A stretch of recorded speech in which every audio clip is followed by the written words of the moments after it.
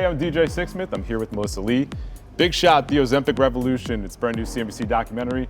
February 29th, 10 p.m. Eastern. Melissa, really great to talk to you. How are you?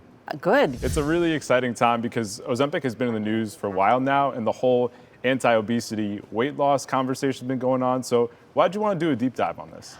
It started probably a year ago, and that's when you started to see the stocks ratchet up and get re-rated.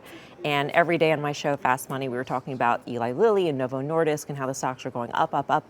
You saw the market cap transfers to these two pharma giants away from things like fast food companies, from clothing companies, and you saw sort of how investors were thinking about this as a game changer. And so that's when I sort of got interested. This is not just an investing trend. When you sort of dig down into the potential use cases, it's not just obesity, it's potentially sleep apnea, it's potentially renal disease, potentially Alzheimer's, all sorts of addictions. And you think this is not just something that will affect the investment world, but potentially could have profound impacts on society. You have the business implications, and then you have the personal implications. You went to North Carolina, you spent some time with the Newsom family. What did you learn from them, and what do you think people will take away from their weight loss journey? I think that people who are not familiar with coping with obesity will learn that it's a struggle. In 2013, the American Medical Association classified obesity as a disease, and that's how we should start thinking about it. And when you visit the Newsoms, you realize that this has been a journey that has gone on since the very beginning. The two parents have struggled with obesity, diabetes for decades. They both got bariatric surgery, and at some point it stopped working. So bariatric surgery is not a silver bullet either. And that's when they started entertaining, other interventions, including medication. Their daughter is also coping with obesity and had the same issue. At 16, she chose to have bariatric surgery. And after a while, it also stopped working. So medication offered just a whole new lease on life for this entire family.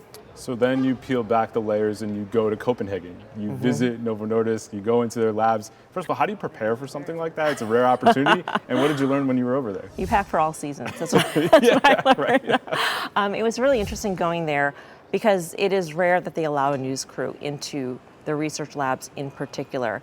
And so to think about going to sort of the nexus, the ground zero of where this drug was discovered, we spoke to researchers who discovered GLP-1s, who discovered semaglutide. And you talk to them about how it's been a decades-long drug in the making. And you think of this as sort of popping into the mainstream just a year or two ago when it started appearing on TikTok and Subway ads, et cetera, but actually, it started back in the 70s. Novo Nordisk started out as a diabetes company. Their revolutionary drug back then was injectable insulin. And in this quest to cure or to treat diabetes, they discovered this compound. And the side effect was weight loss. Wow. And so when they discovered that patients were not only seeing their diabetes under control, but also losing significant amounts of weight, that's when the two things started coming together. So we had Fen-Phen, and so that was the last foray into weight loss by the pharmaceutical industry. And that drug obviously was pulled because it had, in some cases, fatal side effects. And so it took a lot to convince the industry that, yes, weight loss is a market. I mean, now it seems so obvious. Yeah. But with that backdrop, the risks seem to outweigh the rewards. But when you saw these results, they couldn't ignore it. It's a fascinating story because, like you said, it's decades in the making, but the impact on the business now for Novo Nordisk, how has it transformed the business overall? It's really shifted. You talk to them and they've been a sleepy company for 100 years. Wow. When we visited them, they were celebrating their 100th anniversary as a company. And that whole time they were saying, we're a sleepy company, we're not used to this media attention. So it's completely transformed sort of the purpose of the company. And Eli Lilly also, it's one of the biggest companies here. It's just changed sort of how we think about pharmaceutical companies in general. On the show, we often compare this in the sort of the trends in the stock to AI stocks, to like an NVIDIA, because that's sort of the supercharged move that they've had with the notion that the addressable market is enormous. These are drugs that are expensive, that people are willing to pay cash for, and potentially they have to take it for a lifetime. So when you add these things up, it's like, wow, think of the revenue stream for these companies. And you mentioned AI because 2023 was all about AI, Yes. but this was also happening simultaneously. So When did you start to realize, oh, this is a bigger story for the pharmaceutical sector, for the food sector? These CEOs are nervous about the rise of this drug. When did you start to realize that? You were seeing that early on, actually, in terms of the market capitalization transfers away from, for instance, medical device makers. The thinking being that if you're not overweight, you don't need as many knee replacements, or you might not need as many stents. You might not need as many things to treat sleep apnea. So the stocks of the companies that make those devices started going down. There was an assumption that there was going to be, it was sort of a binary outcome. People would lose weight and therefore not need these other things. That was at the beginning when we were just sort of understanding what these drugs did and how they worked. And I think now as you sort of work through, you realize that, these drugs have tremendous implications. They are tremendously effective, but maybe not everybody will want to take them forever. Maybe that there are costs associated that prevent certain demographics from taking these drugs. Maybe people will simply choose not to take them because one of their greatest joys in life is eating. And if you take that joy away, life is not as enjoyable.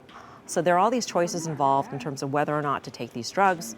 And so it's not an either or situation. It's not black and white. And I think the investment world and society as a whole is starting to sort of really work through what does this mean? How do we change what we eat? How do we change how we treat certain diseases? How will we change how we dress, even, things like that. And to bring it back to the micro level, there's a conversation about compound semaglutide and the access to it.